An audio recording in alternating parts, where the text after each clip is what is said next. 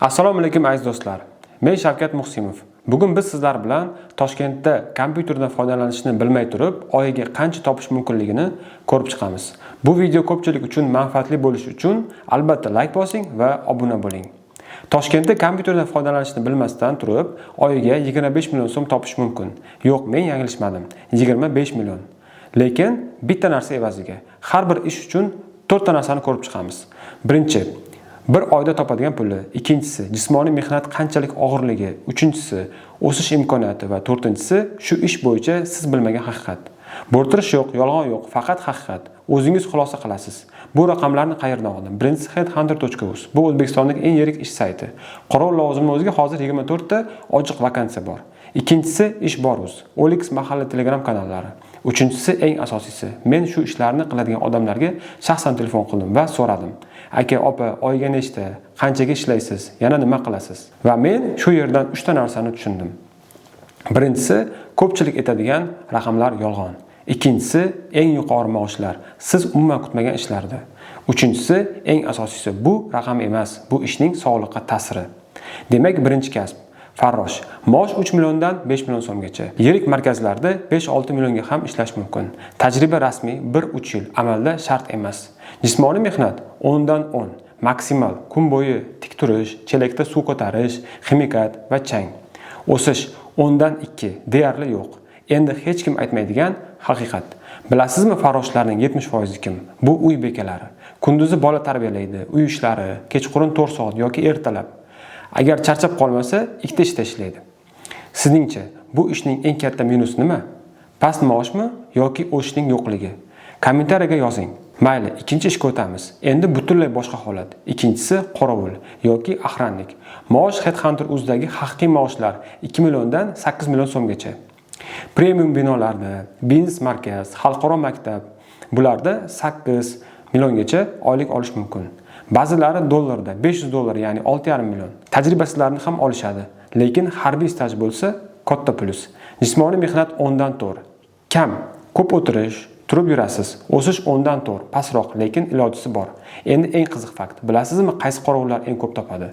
Ingliz tilida so'zlasha oladiganlari. Mana men topgan ikkita vakansiya. Bittasi oddiy qorovul 4 million, ikkinchisi xalqaro maktabda 6 million. Bittagina til evaziga 2 million farq bor. Lekin boshqa tomoni bor. 24 soat smena, tunda uxlamaslik, yurakka, ko'zga, asabga doimiy bosim. 50 yoshdan keyin bu juda qiyin. Demak, 3-ishga. Bu yerda jismoniy mehnat maksimal darajada.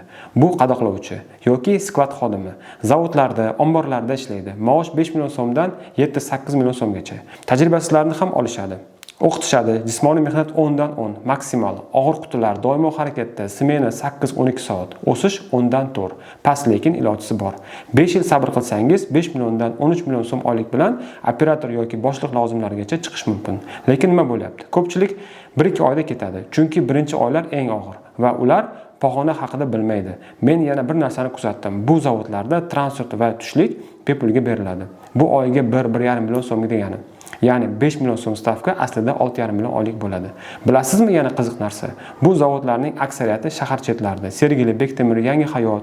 Ya'ni agar siz markazga yaqin yashasangiz, har kuni 1,5 soat yo'l yo'qotasiz. Buni hisobga olish kerak. Endi 4-ishga, katta oylikli ish. Bu haydovchi. Bu yerda katta oylik, maosh 6 milliondan 15 milliongacha. Ko'pchilik endi boshlayotganlarni ishga olmaydi. Jismoniy mehnat 10 dan 6, o'rtacha. Tik turish yo'q, lekin uzoq vaqt o'tirish. Bel, ko'z muammolari. O'sish 10 dan 4, past. Eng qizig'i, Toshkentdagi eng ko'p topadigan haydovchilar shaxsiy haydovchilar emas. Bilasizmi kim? Xalqaro yo'nalish haydovchilari. Toshkent Olmata, Toshkent Moskva, Toshkent Bishkek. Bir reys 8 dollardan 1,5 ming dollargacha olib keladi. Oyda 2-3 reys qilsa, bu 2 mingdan 4 ming dollargacha pul topish mumkin degani. Lekin nima evaziga? Haftalab uydan uzoqda, oilani 2-3 hafta ko'rmaslik. Bel, ko'z, uyqu buzilgan va eng yomoni yo'lda har xil tasodif, ob-havo, militsiya, mashina buzilishi. 5-chi haydovchi yetkazib beruvchi yoki ekspeditor. Maosh 5 milliondan 8 milliongacha. Tajriba 3 yil. Endi boshlayotganlarni ham olishadi. Jismoniy mehnat 10 dan 8 yuqori, sababi yuk tushirish ham qo'shiladi. O'sish 10 dan 6, o'rtacha va bu yerda muhim narsa bor. Mana eng qiziq fakt. Yetkazib beruvchi bu sotuv sohasi uchun karyeraning eng boshlanishi hisoblanadi. Nega? Chunki siz har kuni mijozlar bilan ishlaysiz. Do'kon egalari, restoran administratorlari, oshxona boshliqlari. Siz ularni allaqachon taniysiz va 1-2 yildan keyin agar mijozlar sizga ishonsa, siz sotuv menejerligiga o'tasiz. Maosh birdan 12-18 million so'mgacha sakraydi. Katta kompaniyalardagi ko'pchilik sotuv direktorlari ekspeditor sifatida boshlagan. Endi ular oyiga 25-35 million pul topadi. Demak, yetkazib beruvchi. Bu past darajali ish emas. Bu kirish eshigi. Lekin ko'pchilik bunday ko'rmaydi va 2-3 yildan keyin xuddi shu ekspeditor bo'lib qoladi. 6-ish. Endi atmosfera o'zgaradi. Bu barista. Toshkentning eng dinamik sohasi. Maosh 5 milliondan 8 million so'mgacha, plus choy puli. Bu juda muhim. Tajriba kerak emas, o'qitishadi. Jismoniy mehnat 10dan 6, o'rtacha. O'sish 10dan 8. Yaxshi, bu yerda real karyera bor. Endi choy pulining haqiqiy raqamlarini aytaman. Bu raqamlarni hech qayerda yozishmaydi. Markaziy joylarda Magic City, Toshkent City, Plov Center choy puli oylik 2-3 million so'm bo'lishi mumkin. Yaxshi smenada 200 ming kuniga, oddiy kafelarda 200-500 ming oyiga. Shuning uchun markaziy joylarda ishni boshlash muhim. Chetroq kafelarda ishni boshlash bu variant emas. Va eng qiziq narsa, karyera qilsa bo'ladi. 5-6 yilda boshqaruvchi ham bo'lganlar bor. 7-chi, barmen va ofitsiant. Maosh 5 milliondan 200 ming smenasigacha, plus choy puli 3-5 million ham bo'ladi. Undan ancha kam bo'lishi ham mumkin. Joyga bog'liq, tajriba kerak emas, o'qitishadi. Jismoniy mehnat 10dan 7, tik oyoqda ishlash, o'sish 10dan 6. O'rtacha bilasizmi, Toshkentda barmen va ofitsiantlarning 80% 30 yoshdan kichik. Chunki 30 yoshdan keyin ko'pchilik bunday rejimda ishlay olmaydi. Bu qiyin. Bu sizga mos keladimi? Izohlarda yozing. Endi 8-ish, eng katta oylik. Bu sotuvchi va bu yerda barchasidan qiziqroq ma'lumotlar. Maosh 5 milliondan 25 million so'mgacha bo'lishi mumkin. Tajriba kerak emas. Jismoniy mehnat 10dan 6, o'rtacha lekin emotsional mehnat juda yuqori.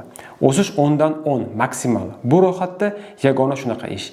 Endi diqqat, sotuvchi maoshining katta qismi bonus. Fiksa 3-4 million, lekin bonus sizning sotuvingizga qarab. Va yana qiziq fakt, yaxshi sotuvchi kuniga 80-120 mijoz bilan gaplashadi. Yiliga 36 ming odam. Bu kichik shahar aholisi.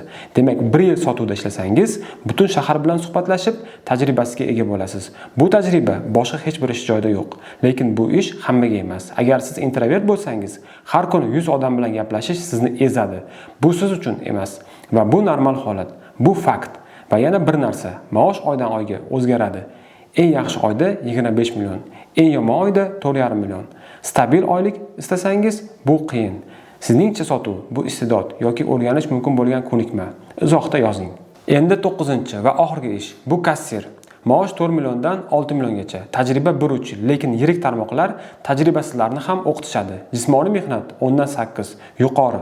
Kun bo'yi tik turish, o'sish 10dan 6, o'rtacha va karyera yo'li ham aniq.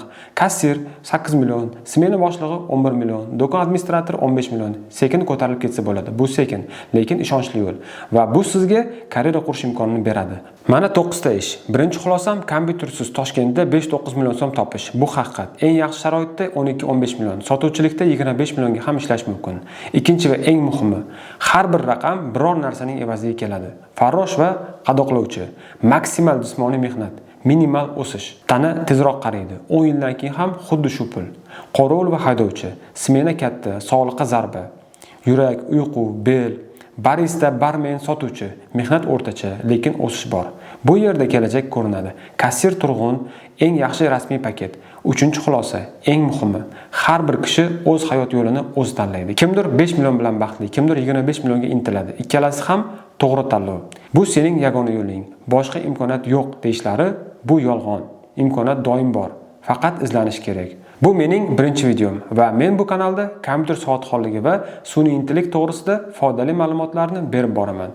Men bu videoda sizga kompyutersiz ishlar haqida aytdim, lekin Toshkentda kompyuter bilimlari talab qilinadigan ishlar ham bor va ulardagi maoshlar, sharoitlar, o'sish potensiali butunlay boshqacha. Shuning uchun keyingi videoimda xuddi shu formatda kompyuter bilan ishlash mumkin bo'lgan ishlarni tahlil qilaman. Maosh, mehnat, o'sish va faktlar. Maqsadim oddiy. Siz uchun foydali bilimlarni berish. Agar bu video tahlili sizga foydali bo'lgan bo'lsa, kanalga obuna bo'ling. Qo'ng'iroqchani bosing va menga kommentariyaga yozing. Siz qaysi ishda ishlaysiz va oyga qancha topasiz? Boshqa odamlar uchun ham juda foydali bo'ladi. Sog' bo'ling, omon bo'ling. Texnik bilimlaringizni rivojlantiring.